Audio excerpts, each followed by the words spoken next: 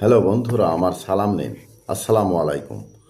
আশা করি আপনারা সবাই ভালো আছেন ইনশাল্লাহ, এবং আমার প্রত্যাশাও তাই। সেই সাথে আমার প্রীতি ও শুভেচ্ছা নিন। আজ এ পর্যায়ে যে বিষয়ে কথা বলবো তা হচ্ছে, যে কাজের কারণে আপনি নিজেকে ধ্বংসের দ্বার প্রান্তে পৌঁছে দিয়েছেন, নিঃসন্দেহে সেই কাজ নীতিবোধের দৃষ্টিতে হীন বা দুর্বল। আর এই হীন নীতিবোধের কাজ আত্মসম্মানকেও দুর্বল করে। মনে রাখবেন, দুর্বল নীতিবোধের কাজের কারণে মানুষ ধ্বংসের দ্বার প্রান্তে পৌঁছে। এ পর্যায়ে এখানেই রাখছি। ততক্ষণ পর্যন্ত সবাই ভালো থাকুন, সুস্থ থাকুন এবং নিরাপদে থাকুন। শুভকামনা নিরন্তর সবার জন্য সবসময়।